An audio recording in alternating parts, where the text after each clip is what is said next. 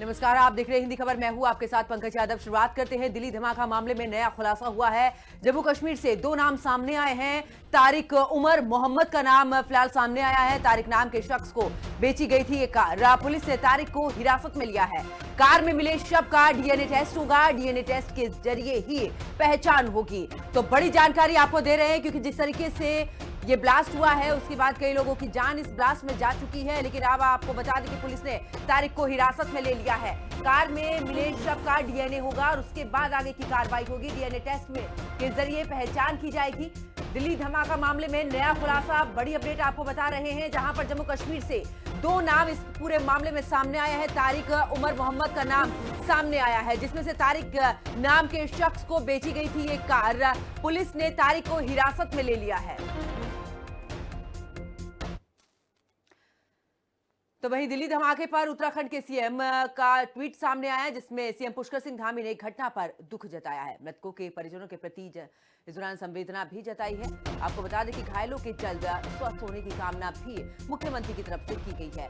DGP को high alert पर रहने के निर्देश भी दिए हैं। राज्य की सीमाओं पर विशेष निगरानी के निर्देश दिए गए हैं। तो बड़ी खबर आपको बता रहे हैं, जहां पर देखिए जिस तरीके से ये घटना घटी उसके बाद मुख्यमंत्री पुष्कर सिंह धामी का भी ट्वीट सामने आया। उन्होंने कहा कि राज्य की सीमाओं पर विशेष निगरानी के निर्देश भी उनकी तरफ से दे दिए गए हैं। दिल्ली धमाके पर उत्तराखंड के सीएम का ये ट्वीट, जिसमें उन्होंने इस घटना पर दुख जताया है।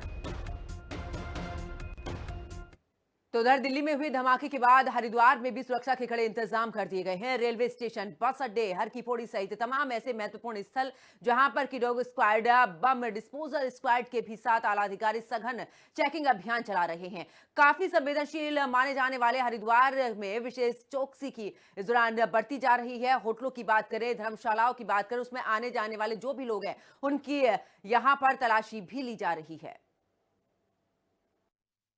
के बाद हरिद्वार पुलिस भी कहीं ना कहीं मुस्तैद नजर आ रही है। बस स्टैंड के बाद अब कप्तान पहुंचे हैं। हर की पौड़ी किस तरह की व्यवस्था है, किस तरह का जायजा ले रहे हैं?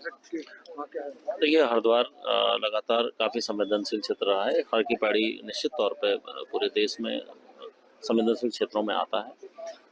इसलिए यहाँ पर जो पुलिस बल को लगातार ब्रीफ करके पूर्व में भी लगाया जाता रहा है। हमारे वॉच टावर्स में पुलिस बल को लगाया गया है। हमारी क्यूआरटी टीम यहाँ लगातार रहती है। एटीएस की टीमें भी लगाई गई हैं, बुलाई जा रही हैं। साथ में हमारे इंटेलिजेंस टीम के साथ बीडी स्क्वाड है और हमारे डॉग स्क्वाड की टीमें लगातार काम कर रही हैं। इस पूरे सिटी क्षेत्र में खासकर जो महत्वपूर्ण इंस्टॉलेशन हैं उसमें लगातार नोडल अफसर हैं, उसकी चेकिंग, फ्रिस्किंग और उसके जितने भी हमारे जो कार्रवाइयाँ हैं उसके लिए वो लगातार काम कर रहे हैं। निश्चित तौर पर हम लोग इस पर विशेष तौर पर ध्यान दे रहे हैं। हरिद्वार में पहले भी इस तरह की घटनाएं देखी गई हैं क्या आगे से? देखिए, हरिद्वार निश्चित तौर पे काफ़ी संवेदनशील क्षेत्र रहा है। पूर्व में कई यहाँ पर इस तरीके से धमकी भरे खत या पत्र लगातार प्राप्त होते रहे हैं और ऐसे माहौल में निश्चित तौर पे संवेदनशीलता और बढ़ जाती है। इसलिए पुलिस बल के साथ साथ जो हमारे आमजन हैं उनको भी इसी अनुरूप अगर उनको कोई संदिग्ध व्यक्ति या संदिग्ध वस्तु दिखाई देती है, निश्चित तौर पर कंट्रोल रूम को इससे हमें अवगत कराएं 112 के माध्यम से, ताकि पुलिस जो भी कार्रवाई हो वो त्वरित कर सके। तो जनता से क्या अपील करना चाहेंगे? मैं जनता से अपील करूंगा कि एक सोशल मीडिया में किसी प्रकार के अगर कोई अफवाह फैलाता है उसके खिलाफ पुलिस हम लोग लगातार उस पर निगरानी भी करते हैं। ऐसी अफवाहों पर ध्यान ना दें और अगर कोई व्यक्ति या कोई वस्तु संदिग्ध दिखाई देती है 112 के माध्यम से पुलिस बल को बताएं, ताकि उस पर निश्चित तौर पर पुलिस कार्रवाई कर सके। बिल्कुल, हरिद्वार कप्तान का खासतौर से कहना है कि सोशल मीडिया पर अगर कोई भी गलत टिप्पणी या गलत पोस्ट करेगा उसके खिलाफ भी सख्त कार्रवाई होगी। हरिद्वार से हिंदी के लिए सचिन सैनी।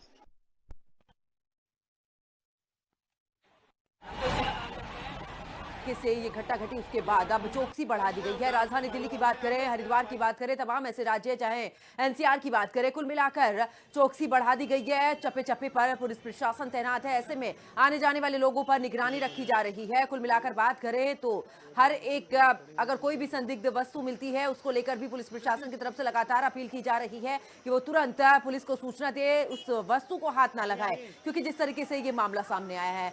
ज्यादा जानकारी के लिए भारत भूषण एलएनजेपी अस्पताल से हमारे साथ में लाइव जुड़ चुके हैं समीक्षा चौधरी, लाल किले से हमारे साथ में लाइव जुड़ चुकी है। समीक्षा, आपके पास में आते हुए सबसे पहले आखिरकार, क्योंकि जिस तरीके से ये मामला सामने आया है उसके बाद अब चौकसी तो बढ़ा दी गई है, लेकिन अब जो है नए दो नाम सामने आए हैं जिसको लेकर हो सकता है कि कोई बड़ा खुलासा इस दौरान।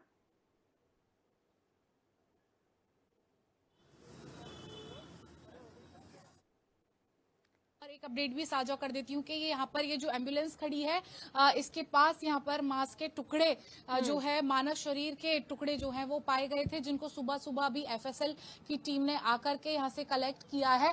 और जो जहां पर एक्सीडेंट हुआ, जहां पर ये ब्लास्ट हुआ, अब उस एरिया को जो है कवर्ड कर दिया है ताकि पता न चल पाए कि क्या कुछ वहां पर कार्रवाई हो रही है। तो वहीं ये जो गाड़ी है, जिस गाड़ी I-20 में ब्लास्ट हुआ है, हरियाणा 26 आरटीओ की गाड़ी है, जो कि गुरुग्राम नॉर्थ है। मोहम्मद सलमान नाम की ये गाड़ी है, जिसने ओखला में पहले किसी को बेची, ओखला निवासी ने अंबाला में किसी को ये गाड़ी बेची। अंबाला के बाद वो गाड़ी फिर फरीदाबाद की किसी पुरानी कार पे बेचने वाली कंपनी में आई। उसके बाद से ये गाड़ी पुलवामा जो है एक शख्स के पास बेची गई। तो अब दिल्ली ब्लास्ट का कनेक्शन पुलवामा से भी जुड़ता हुआ नजर आ रहा है। तो वहीं आसपास के राज्य, चाहे महाराष्ट्र हो, लखनऊ हो, जो बहुत सेंसिटिव एरिया हैं, उनको हाई अलर्ट पर डाला गया है। वहीं दिल्ली की अगर बात करें तो सीआईएसएफ ने Delhi metro, airports, historic monuments, government buildings, इन सबको रेड अलर्ट पर रखा है। तो वहीं आज केंद्रीय गृह मंत्री अमित शाह ने हाई लेवल बैठक बुलाई है। सीएम रेखा गुप्ता भी आज यहां पर जायजा लेने के लिए आएंगी। कल रात को भी वो एलएनजेपी अस्पताल पहुंची थी। गृह मंत्री अमित शाह भी एलएनजेपी अस्पताल पहुंचे थे। अब बताया जा रहा है कि ये गाड़ी यहाँ पर शाम 3 बजे के आसपास से ही खड़ी थी, लेकिन पुलिस का कहना है कि मूविंग गाड़ी से ब्लास्ट हुआ है। तो अभी पुलिस खुद हर एंगल से जांच करने में जुटी है। और दिल्ली पुलिस ने एफआईआर भी दर्ज की है। यूएपीए के सेक्शन 16 और सेक्शन 18 में ये एफआईआर दर्ज हुई है। तो वहीं एक्सप्लोजिव सब्सटेंस एक्ट के तहत भी एफआईआर दर्ज की गई है। बिल्कुल समीक्षा, आपके पास में वापस लौटेंगे, लेकिन इस दौरान बड़ी खबर का रुख कर लेते हैं। एक और बड़ी खबर सामने आ रही है, जहां पर बता दें कि धमाके वाली जगह पहुंची है एफएसएल की टीम, जहां पर बता दें कि एफएसएल की टीम ने कई सबूत भी इकट्ठे किए हैं। कुल मिलाकर इस वक्त की बड़ी खबर, एक और अपडेट हम आपको दे रहे हैं, जहां पर बता दें कि कुल मिलाकर यहां पर एफएसएल की टीम ने कई सबूत इकट्ठे किए। अब आगे की कार्रवाई जो है वो प्रशासन की तरफ से की जा रही है। एफएसएल की टीम सबूत जो है उसने इकट्ठे की है। धमाके वाली जगह पर पहुंची है एफएसएल की टीम। एफएसएल की टीम लगातार सबूत इकट्ठे वो कर रही है। साथ ही देखिए, पुलिस प्रशासन की तरफ से बार बार ही अपील की जा रही, कोई भी संदिग्ध वस्तु अगर दिखाई देती है उसे टच ना करें, तुरंत उसकी सूचना पुलिस को दे। तो कुल मिलाकर आपको बता दें कि देखिए, जिस तरीके से धमाका हुआ उसके बाद लोगों की जान गई है। अब पूरे तरीके से प्रशासन अलर्ट मोड पर है। लोगों से बार बार ये अपील भी की जा रही है, किसी भी संदिग्ध वस्तु को हाथ ना लगाए। धमाके वाली जगह पर पहुंची एफएसएल की टीम। तो देखिए, आपको बता दें कि जो मरने वालों की संख्या है वो फिलहाल अभी 8 तक पहुंची है, लेकिन घायलों की अगर कुल मिलाकर बात करें तो ऐसे में अस्पताल में भर्ती, उनका इलाज चल रहा है। पुलिस प्रशासन भी पूरे तरीके से मुस्तैद है, जगह जगह पर चेकिंग हो रही है। तमाम जो टीमें हैं वो भी इस पूरे मामले की लेकर सबूत इकट्ठे कर रही है। साथ ही इस पूरे मामले की जांच भी की जा रही है। 2 नाम फिलहाल सामने आए हैं। उमर का नाम सामने आया है और अब देखना होगा कि जब डीएनए टेस्ट होगा उसके बाद ही पहचान होगी। तमाम सहयोगी मेरे साथ में जुड़े हुए हैं समीक्षा का रुख करते हुए। समीक्षा, क्योंकि एफएसएल की टीम देखिए पहुंच चुकी है, सबूत इकट्ठे किए जा रहे हैं। जम्मू कश्मीर से 2 नाम सामने आए हैं। समीक्षा, ये पहले से ही आतंकवादी को लेकर लगातार, इसको पहले भी देखा था जब 3 आतंकवादी गिरफ्तार किए गए थे, ऐसे में उससे जोड़कर भी इसके तार देखे जा रहे हैं। देखिए, सबसे पहले मैं एक तस्वीर आपको दिखाना चाहूंगी, जहां पर एक टोल प्लाजा पर ये गाड़ी जो है वो पाई गई है। टोल उसने कटवाया है। और ये जो तस्वीर है ये दोपहर 2:15 बजे के आसपास की है, कल की ये तस्वीर है। तो वहीं दूसरी तस्वीर भी मैं आपको दिखाना चाहूंगी कि जो दूसरी तस्वीर है ये शाम 6:25 की है, यानी कि ये गाड़ी 3 बजे के आसपास टोल प्लाजा के बाद से ये गाड़ी यहाँ पर पार्किंग में खड़ी हुई थी, रेड फोर्ट की पार्किंग में खड़ी हुई थी, और ब्लास्ट से लगभग आधा घंटे पहले ये वापस से एक टोल प्लाजा पर पहुंची है। तो अब पुलिस इस पहलू से भी तलाश कर रही है कि पहले ये गाड़ी यहाँ कैसे आई, यहाँ क्यों पार्किंग में खड़ी थी, फिर ये दोबारा गाड़ी वापस टोल प्लाजा पर कैसे गई, इसे दोबारा कौन लेकर के आया। पुलिस इस वक्त हर एंगल से जांच करने में जुटी है। तो वहीं टेररिस्ट एक्टिविटी तो नहीं है ये, क्योंकि अब ऐसा माना जा रहा है कि ये जरूर, क्योंकि जिस तरह से फरीदाबाद में इतना 350 किलो आरडीएक्स मिला, उसके बाद शाम दिल्ली में ब्लास्ट होना, ये कहीं ना कहीं आतंकी घटनाओं से ही इस ब्लास्ट को जोड़ते हुए, इसके तार जुड़े हुए नजर आ रहे हैं। बिल्कुल समीक्षा, वापस आपके पास में लौटेंगे। दीपिका हमारी सहयोगी देहरादून से हमारे साथ में जुड़ चुकी हैं। दीपिका, अगर बात करें, क्योंकि मुख्यमंत्री पुष्कर सिंह धामी ने ट्वीट तो किया है, साथ ही उन्होंने सख्त निर्देश भी दिए हैं कि सीमा पर चौकसी बढ़ा दी जाए, हर एक पहलू पर पूरे तरीके से जांच, चाहे वो होटल की बात हो, धर्मशालाओं की बात हो, या फिर जो महत्वपूर्ण स्थान है, हरिद्वार की हम बात करें, तमाम ऐसे पर्यटक स्थल है जहां पर की चौकसी बढ़ा दी गई है। फिलहाल कितना अलर्ट उत्तराखंड में? जी बिल्कुल देखिए, जब से दिल्ली में धमाका हुआ बीती शाम, तभी से लेकर तुरंत जो है जो मुख्यमंत्री है पुष्कर सिंह धामी, उन्होंने केंद्रीय गृह मंत्री समेत दिल्ली की जो सीएम है उनसे बात की थी। और इसी के साथ जो उत्तराखंड के डीजीपी हैं दीपम सेठ, उनको ये निर्देश दिए थे कि शहर भर में या प्रदेश भर में जो सघन चेकिंग अभियान है वो चलाया जाए। और इसके बाद तुरंत जो है तमाम जो पुलिस कप्तान हैं वो एक्टिव हो गए और उन्होंने अपनी टीमों को निर्देश दिए हैं, चाहे रेलवे स्टेशन हो, चाहे भीड़ भाड़ वाला इलाका हो, और सबसे फेमस बाजार जो पलटन बाजार है वहां पर जो है सघन चेकिंग अभियान जो है चलाया जाए। इसी को देखते हुए खुद देहरादून के जो एसएसपी है अजय सिंह, वो टीमों के साथ रेलवे स्टेशन गए, घंटा घर गए, जो कि शहर के बीचों बीच पड़ता है और सबसे ज्यादा भीड़ भाड़ वाला इलाका है। वो खुद जो है ग्राउंड जीरो पर उतरे, उन्होंने तमाम जगहों पर चेकिंग की और जो भी संदिग्ध व्यक्ति या संदिग्ध कार नजर आ रही है उनको जो है तुरंत हिरासत में लिया जा रहा है, उनसे पूछताछ भी की जा रही है। लेकिन फिलहाल अभी तक ऐसी कोई संदिग्ध चीज नहीं मिली है गाड़ी में या रेलवे स्टेशन की बात करें। लेकिन लगातार जो पुलिस की टीमें हैं वो चेकिंग कर रही है, बम डिस्पोजल की जो टीम है वो भी, और साथ ही डॉग स्क्वाड की टीम है वो भी लगातार जो चेकिंग है उसमें मदद कर रहे हैं। तो कहीं ना कहीं हम कह सकते हैं कि सबसे जो एक्टिव एरिया है, हम हरिद्वार की बात करें और देहरादून की बात करें, यहाँ पर हर दिन जो है लाखों की संख्या में श्रद्धालु भी आते हैं, पर्यटक भी आते हैं, मसूरी, धनौल्टी, टिहरी यहाँ घूमने जाते हैं। तो ऐसे में सबसे ज्यादा जो संवेदनशील इलाका है वो अभी फिलहाल हरिद्वार और देहरादून है। इन दो जिलों में सघन चेकिंग अभियान किया जा रहा है। और साथ ही उधम सिंह नगर, जो कि यूपी बरेली पे पड़ता, बॉर्डर पे पड़ता है, उधम सिंह नगर में भी चौकसी जो है बढ़ा दी गई है। बॉर्डर पर जो चेकिंग है वो ज्यादा जो है एक्टिव तरीके से की जा रही है। जो पुलिसकर्मी है वो एक्टिव हो गए हैं, क्योंकि देखिए यूपी बगल में पड़ता है और हमारा जो पड़ोसी राज्य है दिल्ली भी पड़ता है। तो ऐसे में कहीं ना कहीं जब ये बड़ी घटना पड़ोसी राज्य में होती है तो जो एक्टिवनेस है वो बनती है और सघन चेकिंग अभियान भी बनता है। तो ऐसे में ये 3 जिले हैं, खासतौर पर हरिद्वार, देहरादून और उधम सिंह नगर, जहां पर सघन चेकिंग अभियान चलाया जा रहा है। और खासतौर पर जो रेलवे स्टेशन है उनमें खासतौर पर चेकिंग जो है वो की जा रही है। बिल्कुल दीपिका, आपके पास में वापस लौटेंगे। तो देखिए, लगातार जिस तरीके से जांच हो रही है, दूसरे राज्यों में भी सघन चेकिंग अभियान चलाया जा रहा है। एलएनजेपी अस्पताल से भी हमारे सहयोगी भारत भूषण भी हमारे साथ में लगातार बने हुए हैं। भारत, अगर बात करें, क्योंकि अभी फिलहाल जो घायल हैं उनकी क्या स्थिति बनी हुई है, क्या कुछ जानकारी मिल पा रही है?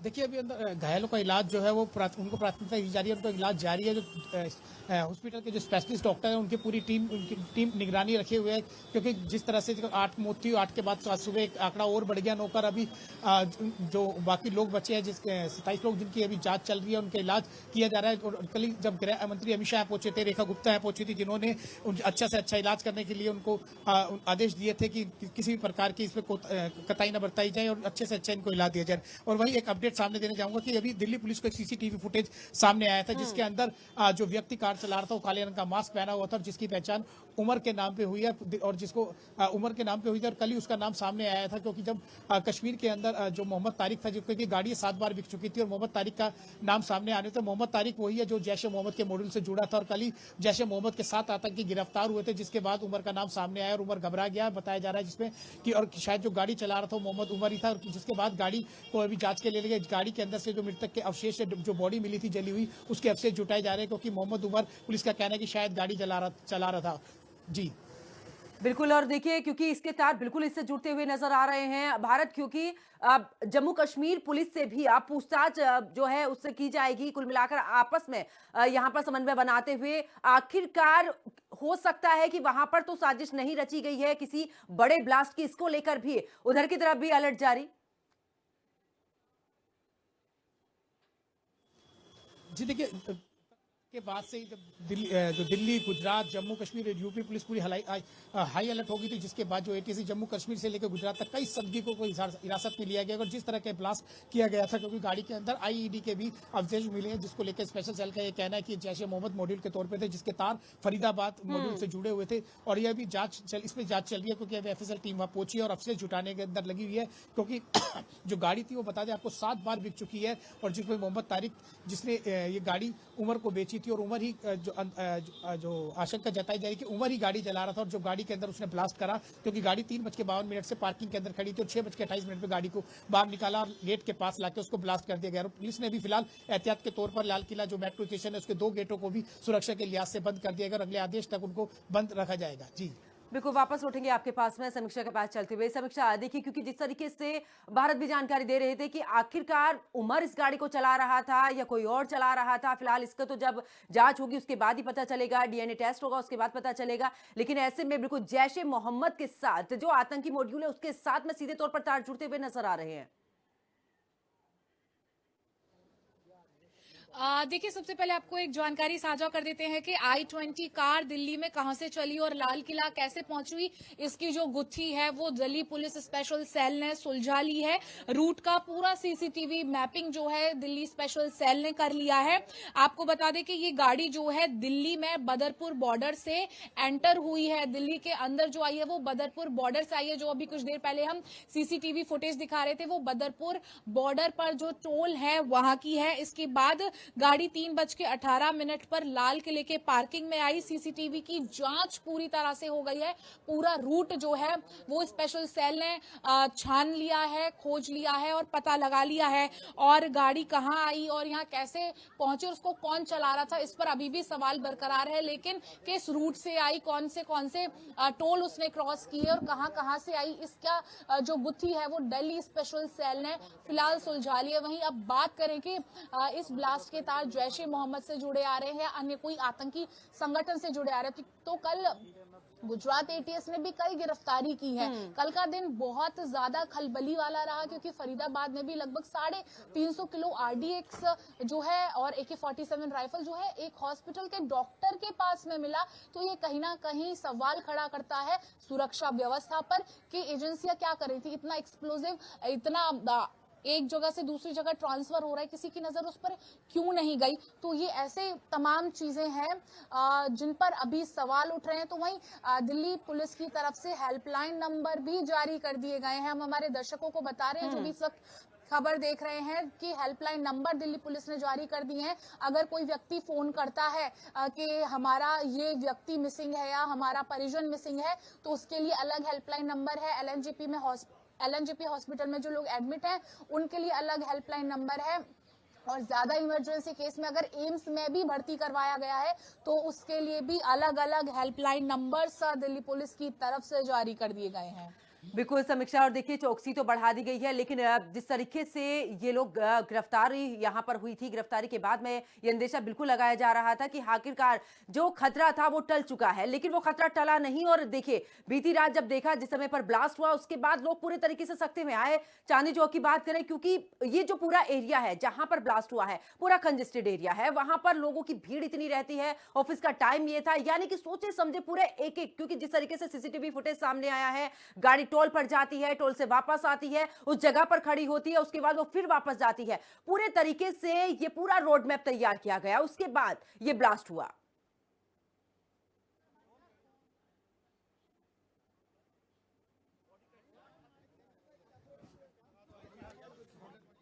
समीक्षा, आवाज मिल पा रही है?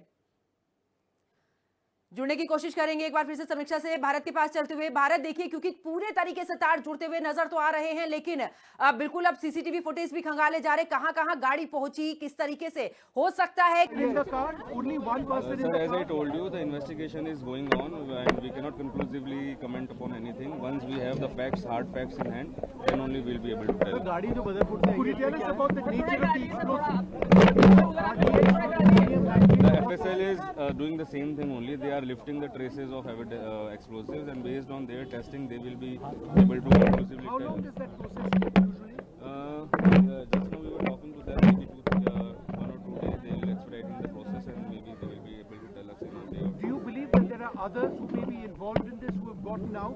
As I told you that it is investigation is ongoing and the facts are unfolding and new things are coming up. So as of now, it will be premature to conclude anything. Was there any shrapnel which was found at all on the Not as location? of now, not as of now. But still, we are examining the scene of crime. And in terms of the metro and operations, borders being sealed, what can you share with us? No, as of now, I cannot share anything about that. We are deciding upon it, and then we will take a call. Could you share any other information? तो देखिए आखिरकार पूरे तरीके से वो उस road map को भी पूरी तरीके से ट्रैक करने की कोशिश की जा रही है। जिस तरीके से वो गाड़ी कहां से गुजरी थी, जिसमें ब्लास्ट हुआ था, जिस वजह से ये बड़ा यहां पर धमाका हुआ है, इतने लोगों की जान की तस्वीरें भी हम आपको दिखा रहे हैं आपकी टीवी स्क्रीन पर। गाड़ी की जो पूरी मूवमेंट है, पूरे तरीके से रोड मैप, उसका जो पूरा रूट मैप रहा है, उसको लेकर पूरे तरीके से यहां पर जानकारी इकट्ठा की जा रही है, सबूत इकट्ठे किए जा रहे हैं। हमारी सहयोगी समीक्षा हमारे साथ में लगातार बनी हुई है। समीक्षा, क्योंकि अभी जिस तरीके से कह ही रहे थे कि गाड़ी कहां से गुजरी है, उसको लेकर भी जानकारी दे रहे थे अधिकारी यहां पर, और सीधे तौर पर कह रहे थे कि देखिए अभी फिलहाल सबूत इकट्ठे किए जा रहे हैं, उसके बाद ही पूरे तरीके से तस्वीर साफ होगी कि आखिरकार उमर उस गाड़ी में बैठा था या नहीं बैठा था, या फिर गाड़ी कहां से गुजरी थी, कितनी जांच हुई उस गाड़ी की। कुल मिलाकर पूरे तरीके से यहां पर सबूत इकट्ठा करती हुई टीम। देखिए, जिस पुलिस के ऑफिशियल स्टेटमेंट का सभी लोग इंतजार कर रहे थे, आखिर वो ऑफिशियल स्टेटमेंट पुलिस की तरफ से दे दिया गया है, लेकिन पुलिस भी अभी कुछ भी कहने से बच रही है और साफ तौर पर कह रहा है कि अभी कुछ कहना बहुत जल्दबाजी होगा और हम हर पहलू से तलाश कर रहे हैं। और जैसा कि हम अभी खबर साझा भी कर रहे थे कि वो गाड़ी की क्या क्या मैपिंग हुई है, कहां पर हुई है, उस बात का जिक्र करते हुए भी यहाँ पर पुलिस अधिकारी नजर आए, लेकिन अभी कौन उस गाड़ी में था या क्या कुछ चीज थी, उस पर सीधे तौर पर पुलिस का यही कहना है कि अभी कुछ भी कहना बहुत जल्दबाजी होगी, क्योंकि बहुत सेंसिटिव मुद्दा है, कोई भी गलत इंफॉर्मेशन साझा ना हो, इसलिए पुलिस अधिकारी अभी बच रहे हैं। जब तक कोई पुख्ता चीज हाथ नहीं लग जाती, तब उसके बाद वापस आकर के वापस बताएंगे कि क्या मूवमेंट इस केस में हुई।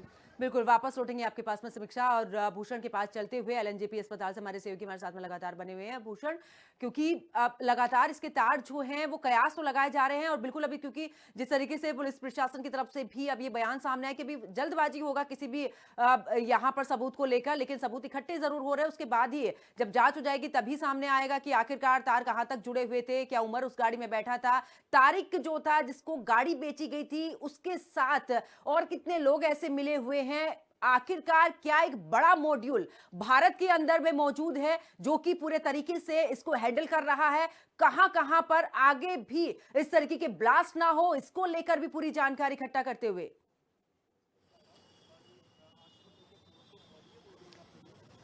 जी देखिए, कल ब्लास्ट के बाद से ही दिल्ली पुलिस की स्पेशल टीम और क्राइम ब्रांच की टीम ने लगातार कई लोगों से पूछताछ की थी, और जो गाड़ी का जो मालिक था सलमान, उसको गुरुग्राम से हिरासत में ले लिया था, जिसके बाद उसने जानकारी दी कि उसने गाड़ी अंबाला में बेची थी, और अंबाला से किस तरह से कई जो ऑनर थे उनको बिकते हुए कश्मीर पहुंची थी जो तारीख में। और जो तारीख था वो पेशे से एक डॉक्टर है, और जो फरीदाबाद में जब कल रेड करी थी मोहम्मद आदिल, वो भी एक पेशे से एक डॉक्टर था। दोनों के नाम अब जैश ए मोहम्मद के मॉडल से जुड़ा हुआ सामने नजर आ रहा है, क्योंकि जिस तरह के इन्होंने पैटर्न इस्तेमाल किया है उसी तरह का। जो पुलवामा के अंदर मोहम्मद जो तारिक की पहचान हुई है, और उससे बताया कि 2019 में जो पुलवामा अटैक हुआ था उसके अंदर भी इसी तरह की आईईडी का इस्तेमाल किया गया था, क्योंकि गाड़ी के अंदर जो विस्फोट हुआ था शुरुआत में बताया जा रहा था कि केमिकल रसायन था, लेकिन अब आईईडी के भी अवशेष मिले हैं। और अभी पुलिस भी ये साफ तौर पे नहीं कह पाई कि गाड़ी के अंदर उमर था या नहीं था, क्योंकि उमर कल से ही जब से उसका नाम सामने आया था उसके बाद से उसका कोई सुराग नहीं मिला है। पुलवामा तक जो जम्मू कश्मीर एटीएस है उसने भी उसकी जांच की थी, उमर का वहां भी कोई सुराग नहीं मिला है, क्योंकि जो उमर है वो पुलवामा का रहने वाला बताया जा रहा है। तो पुलिस इसी बात का शंका लगा रही है कि पुलवामा को हो सकता है ह्यूमन सुसाइड बॉम्ब के तौर पर उस पर गाड़ी में बिठाया था, जिस तरह से या हो सकता है उसको गाड़ी जिस तरह से पार्किंग के अंदर खड़ी गई थी और उसके अंदर विस्फोटक था, तो हो सकता है जिस तरह पुलवामा में अटैक किया गया था कि गाड़ी ले जाके और जो सीआरपीएफ की बस आ रही थी उसके अंदर उसको एक्सीडेंट करके धमाका कर दिया था। हो सकता था इस तरह की वारदात को अंजाम देने के लिए लाल किला पहुंचे थे, या फिर किसी कमी के कारण गाड़ी वहीं ब्लास्ट होगी जिसमें उमर मर गया। फिलहाल उसके जो अवशेष है वो डीएनए के तौर पर ले लिया। वही पुलिस अभी कुछ भी आधिकारिक तौर पर अभी बयान नहीं दे रही है, क्योंकि ये अभी जांच का विषय बना गया और काफी बड़ा मुद्दा है, क्योंकि इसमें कई जांच एजेंसियां आईबी, एनएसजी, एनआईए सभी इसमें जांच कर रही हैं। और गुजरात से लेकर जो अभी जम्मू कश्मीर तक सैकड़ों संदिग्धों को एक सब जो पूरा रूट खंगालने के बाद जिनका नाम आ रहा है, कड़ी से कड़ी पुलिस जोड़ती जा रही है, सभी लोगों से पूछताछ कर रही है और एहतियात के तौर पर सबको हिरासत में रखा गया है फिलहाल। जी बिल्कुल क्योंकि जिस तरीके से ये दो नाम सामने आए हैं उसके बाद अब लगातार जांच भी की जा रही है। समीक्षा देखिए, होटल्स वगैरह में भी जो रजिस्टर हैं वो भी चेक किए जा रहे हैं कि आखिरकार कौन। Hard facts, then only we will be able to comment upon it conclusively. अब तक क्या हाथ में लगा है सर? अभी तक तो जांच चल ही रही है, आप खुद ही देख रहे हो सामने एफएसएल की टीम लेकिन जो फिर है। भी एकदम 13 घंटे के बाद कुछ तो लगा होगा। सर कई होटल्स पे भी छापेमारी कर दी गई है पहाड़गंज के पास। तो देखिए बिल्कुल अभी फिलहाल जांच की ही बात जो है वो पुलिस अधिकारी कह रहे हैं। समीक्षा की अभी फिलहाल जांच होगी, उसके बाद ही कुछ बोल पाएंगे। लेकिन कई ऐसे होटल्स हैं जहां पर रजिस्टर भी चेक किए जा रहे हैं।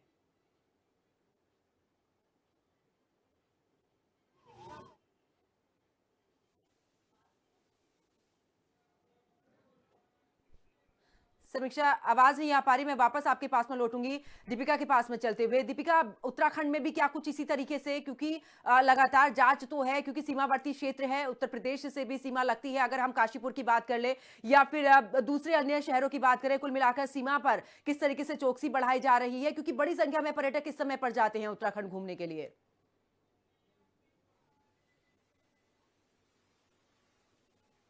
अगर हम बात करें शहरों की, जिलों की, तो सबसे ज्यादा जो उधमसिंह नगर और हरिद्वार है वो यूपी बॉर्डर से लगता है, और कहीं ना कहीं जो दिल्ली की दूरी है वो भी ज्यादा नहीं है। ऐसे में पूरी आशंका होती है कि जब भी हमने देखा है कोई अपराध होता है किसी प्रदेश में, कोई बड़ी घटना होती है, तो अक्सर ये मामला सामने आया है कि अपराधी जो है वो उत्तराखंड में शरण जो है वो लेते हैं, और कई बार बड़ी बड़ी गिरफ्तारियां भी हुई है। यूपी दिल्ली में अपराध करके जो अपराधी हैं वो उत्तराखंड में छुपे हैं, उनकी गिरफ्तारी भी हुई है। तो ऐसे में जब दिल्ली में घटना होती है तो यहाँ पे चौकसी बढ़ा दी गई है। जैसे कि आपने भी कहा कि होटल्स में खासतौर पर जो चेकिंग है वो की जा रही है। सभी को निर्देश दिए गए हैं होटल संचालकों को कि जो भी यहाँ पर आए उससे ID कार्ड जरूर लिया जाए, और संदिग्ध प्रतीत होने पर तुरंत जो है पुलिस को इन्फॉर्म किया जाए। इसी के साथ जो बॉर्डर है, चाहे नारसन बॉर्डर की बात करें हम, चाहे देहरादून आसारोडी बॉर्डर की बात करें, या पाउंटा साहिब में कुल्हाल चौकी की बात करें, वहां पर जो एंट्री जहां से होती है तमाम राज्यों से, वहां पर भी चौकसी बढ़ा दी गई है। तमाम जो लोग आ रहे हैं उनकी गाड़ी को चेकिंग हो रही है,